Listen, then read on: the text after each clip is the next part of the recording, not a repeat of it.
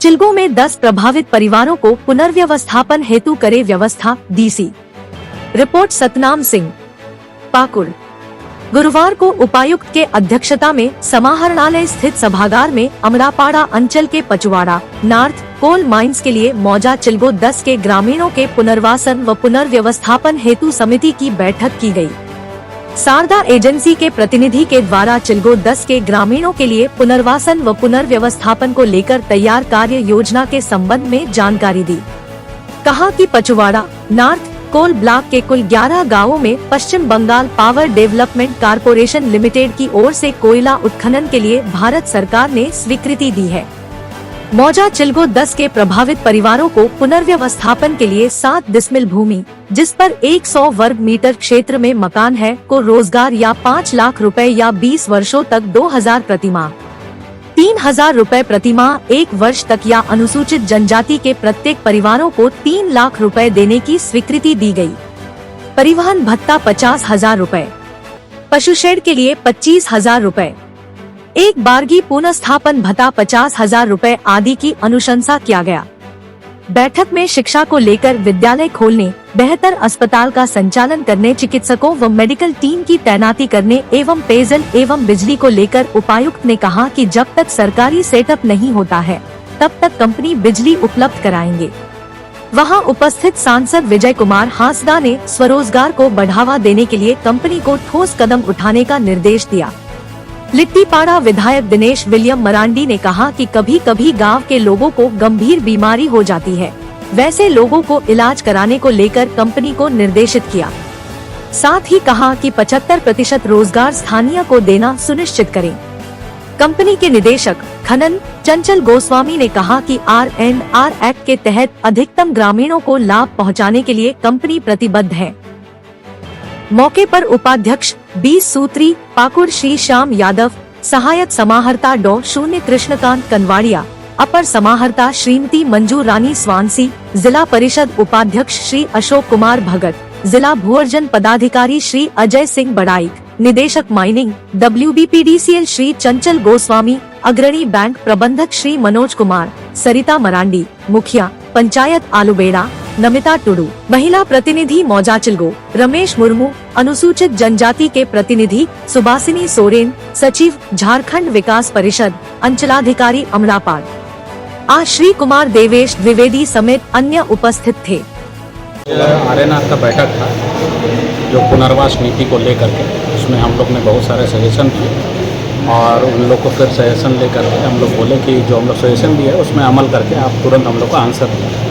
और WPDCL पदाधिकारी को हम लोग बोले हैं कि एक जेन्युइन पदाधिकारी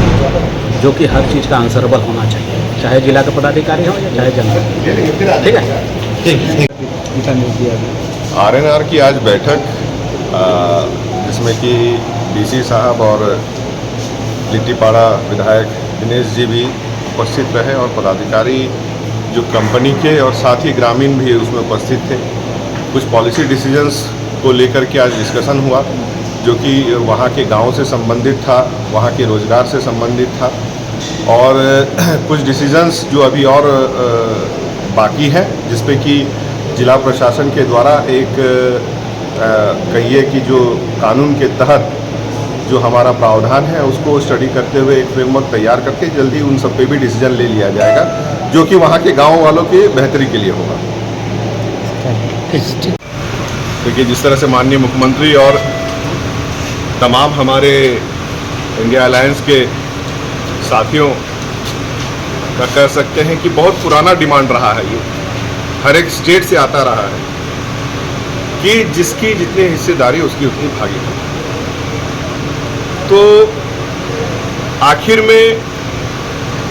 क्यों केंद्र सरकार ये परहेज कर रही है कि पॉपुलेशन जो हमारे देश की है उसमें किस किस का कितना आपका जाकर के स्ट्रेंथ है, क्योंकि आप जब इलेक्शन का काम करते हैं तो गणना तो होती ही है, एक जाति गणना भी होनी, क्योंकि आज हमारे देश को अगर आप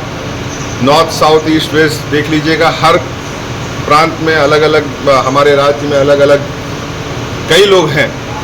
तो एक डाटा तो बिल्कुल होनी चाहिए और उसी के स्ट्रेंथ पे कहीं ना कहीं आने वाले समय में जगह देने की बात भी होनी चाहिए। का भी आपका जाके प्रोसेस में है, साहेबगंज का भी, पाकुड़ का भी, और एक ट्रॉमा सेंटर की बात हमने कही थी कि क्योंकि हमारा जो ये आपका साहेबगंज गोविंदपुर सड़क में जो लगातार गाड़ी का आवागमन बढ़ रहा है, गंगा पुल भी आने वाले समय में तैयार हो जाएगा, लोड बढ़ रहा है, एक्सीडेंट्स हो रहे हैं, उसके लिए एक ट्रॉमा सेंटर भी होनी ज़रूरी है, जो कि लिट्टीपाड़ा में भी हम लोग प्रयास कर रहे हैं। डॉक्टर की बहुत कमी है सर। डॉक्टर की बहुत कमी है, और उसको जो है कि हम लोग कई नीतिगत फैसले के तहत झारखंड को पूर्व कई सरकारों में पीछे ठेला गया, हर चीज़ कोर्ट में पेंडिंग रही। अब लगातार जिस तरह से बहालियां निकल रही हैं या फिर आपका जाकर के वैकेंसीज निकल रही हैं, मैं कह सकता हूं कि झारखंड अलग होने के बाद जिस गति में आज हेमंत सोरेन जी इस सरकार को, इस राज्य को आगे लेके जा रहे हैं, आने वाले समय में उन रिक्त पदों को भी भरा जाएगा ताकि लोगों को डायरेक्ट बेनिफिट दिया जा सके। बांटने की क्यों बात हम करेंगे? अगर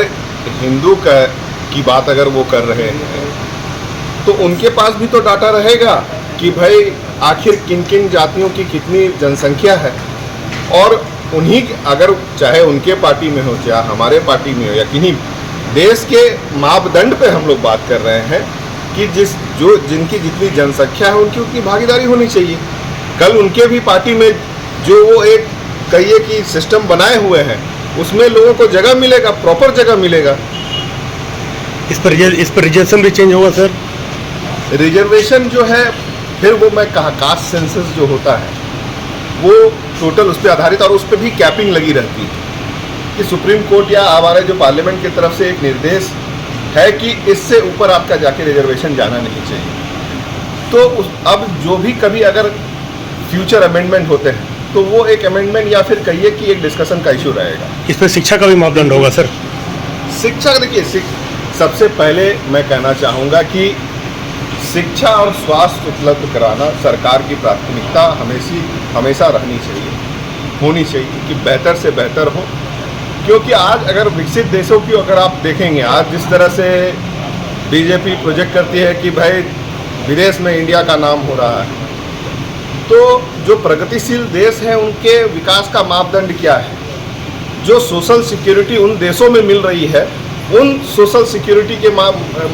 मापदंड को यहाँ इस देश में भी अप्लाई करें, तब जाकर के लोगों को सुविधा मिलेगी और हम लोग कह सकेंगे कि बहुत बढ़िया काम हुआ है, जो कि अभी तक नहीं